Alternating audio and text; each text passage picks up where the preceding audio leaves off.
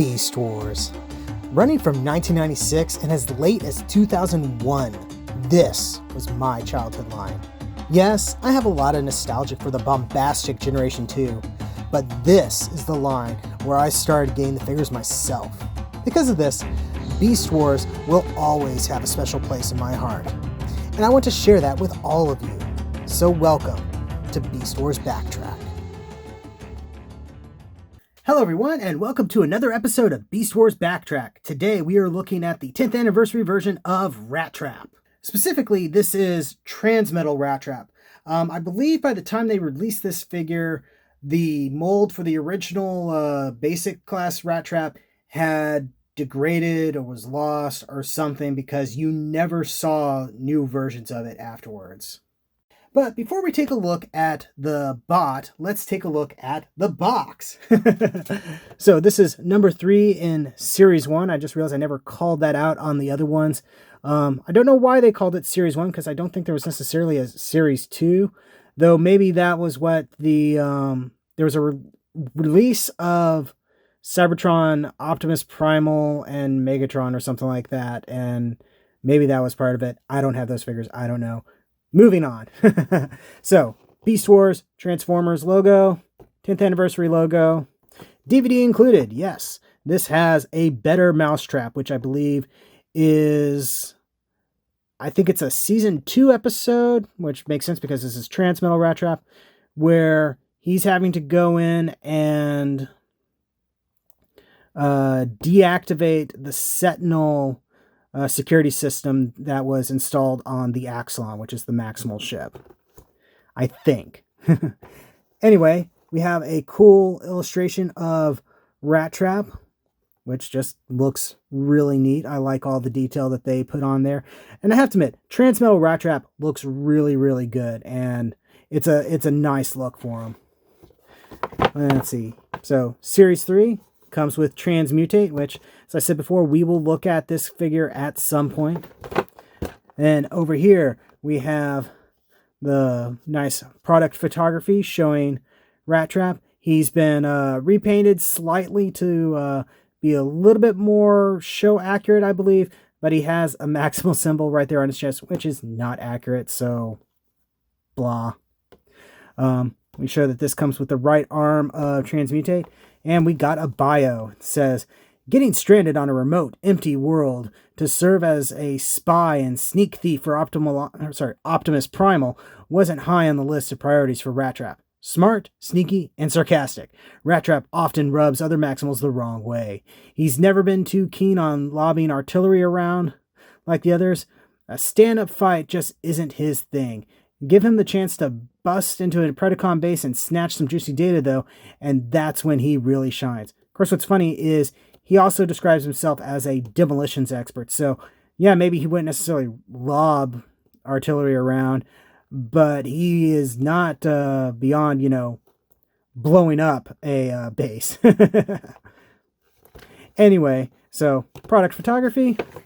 This side we have a description of the Beast Wars TV show. Down here we have callouts for Dinobot and Tarantulas, and the Long Gone Collectors Club. I always feel bad seeing that, because I was a part of it towards the end of its life, and it was kind of sad to see it go. And it hasn't really been replaced with anything, though there's a lot of unofficial things, so there's that. And then on this side of the box, just windows to the top. But that's enough of the box. Let's take a look at the actual figure itself. Alright, so here is Rattrap in his rat mode. And this has always kind of been one of my favorite of the Transmetal line. He just looks really, really cool in this sort of technological robot, but still a little bit organic looking rat. It's just, there's something about it that I really, really dig. One of the nice things about this thing, it being a reissue, is that all the Transmetal stuff on it is still pretty pristine looking, with very little in the way of wear and tear. Unlike this right here, for comparison's sake, is my original Rattrap that I had as a kid. This was bought when it was brand new, when the line came out. Oh, I don't even remember now, for the Transmetals. So as you can see, it has seen better days. But it's still useful for comparisons. Overall, the color scheme is fairly similar, but the original toy has a more kind of bronzy color to it overall, while the this toy has more silver, and that's to make it look a little bit more show accurate. At least I'm fairly certain this is what it looked like before, and this isn't like sun fading or something.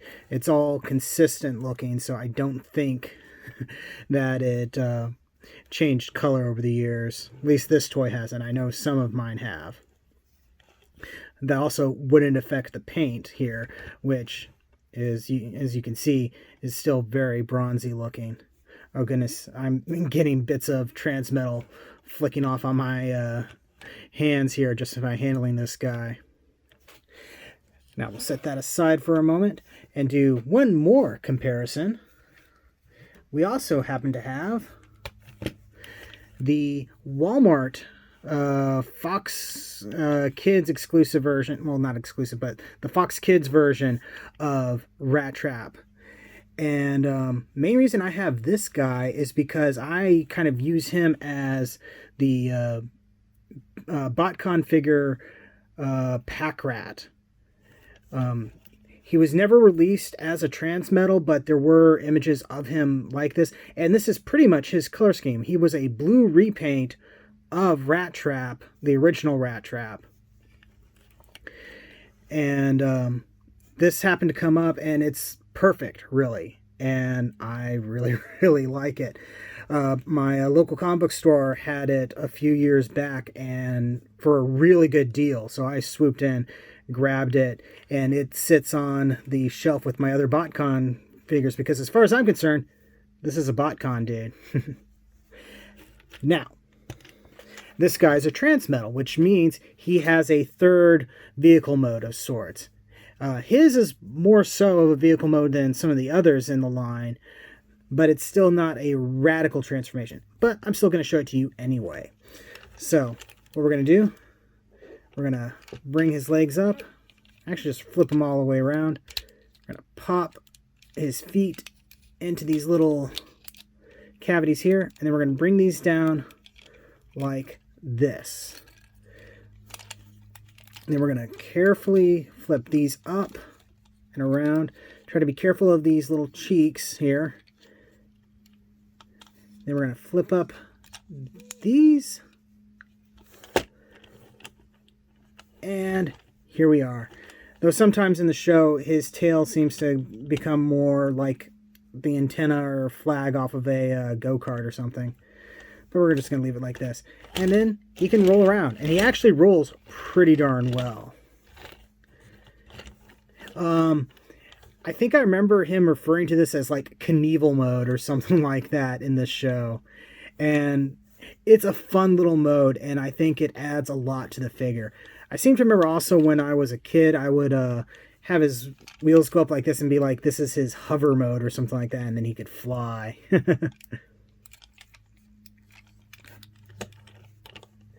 So that's pretty cool. And while he's like this, I'm going to do one more comparison. Something that's a little interesting that you may have seen in the opening. I have this. This is an oversized knockoff. I got it from like Big Lots several years ago. And it's just kind of weird seeing these two together. He's got the bronze sort of plastic color of this guy, but the silver paint scheme of this one. And obviously it doesn't have all the paint apps on the Transmetal bits, which is just weird.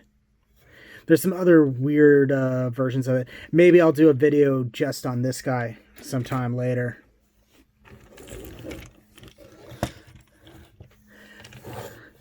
But with all that aside, let's go ahead, get it transformed into his bot mode.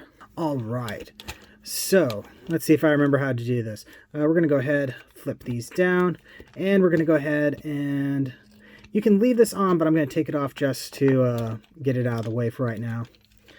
Then how does this go? Keep these out like that.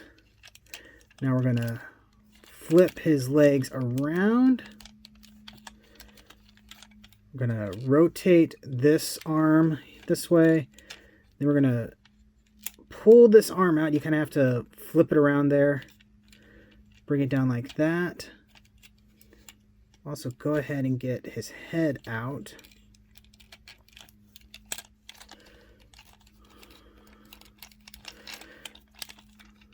And there's a little peg and hole right here. Then we split the head and rotate things around on these ball joints. Let's see. Do I need to...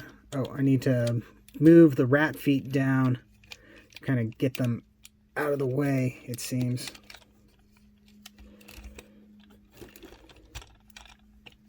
There we go. Just to give it a little bit more room. Oh, the head didn't stay up. Come on. There we go. Popped into place. Now we'll start trying to get everything pegged into place. The toy is fighting me, folks. Okay. That goes ka-thunk. That goes ka-thunk. Now we're going to rotate the legs around and bring the feet down.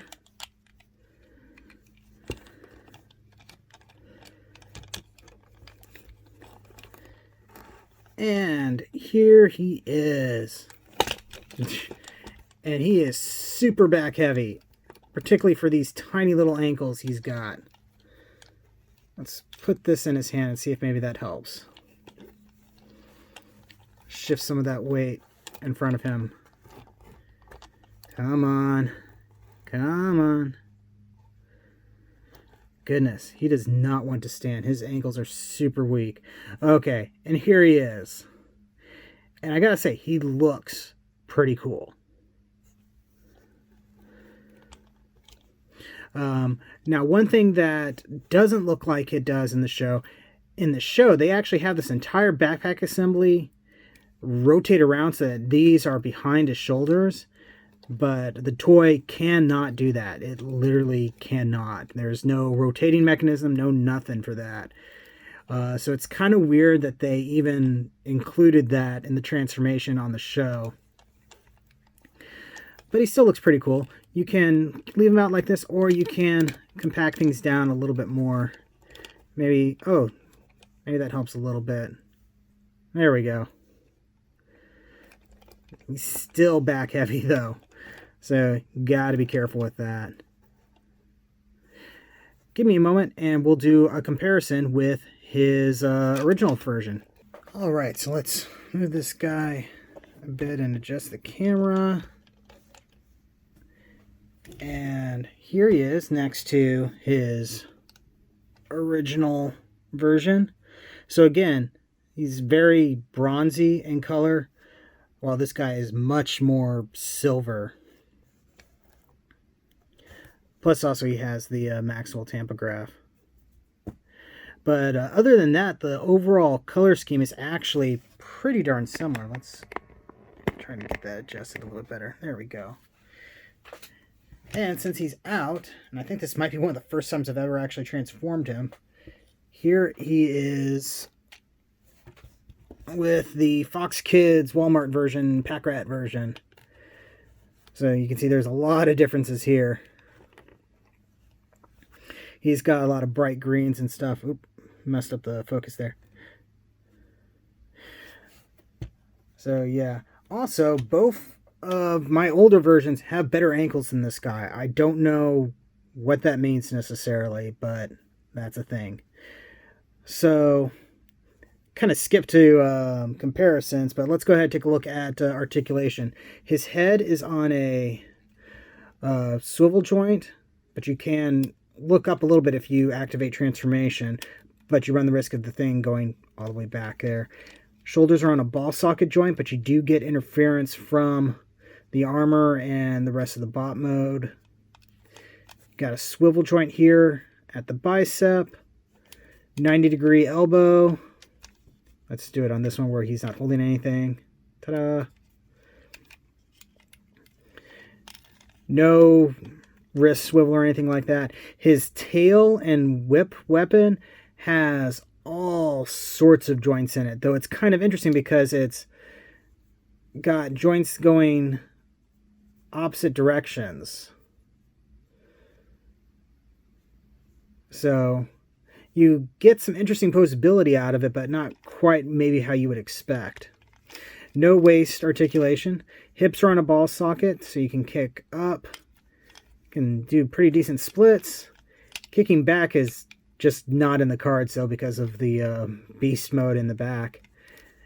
Knee is single jointed for a 90-degree bend, and you got ankle tilts. Well, not ankle tilts. You got ankles here that go back and forth, but that's it. And like I said, these are super loose on my version, and it is causing all sorts of problems trying to get this guy to stand.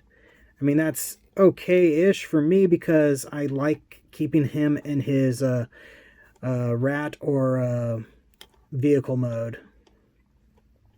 Yeah, he just does not want to stay up.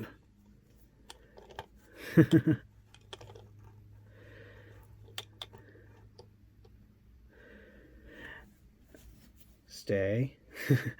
Okay. And that's him. He's pretty cool looking, and the toy normally has pretty good ankles, but this version doesn't. I don't know if it's just my copy of it or if it's something off of the mold itself at this point, because it was 10 years old at this point, well, maybe a little bit less, and had been run for a couple other different variations, so maybe there was some mold degradation. I don't know. But I love the aesthetic on this guy. Something I should also mention, because of the way they did Transmetals, the Beast mode was all robotic, but they tried to make the robot mode look organic, which is why he's got kind of like this brain thing going on here, and what appear to be intestines, and like actual muscular and stuff like that. It's kind of weird, but I kind of love it.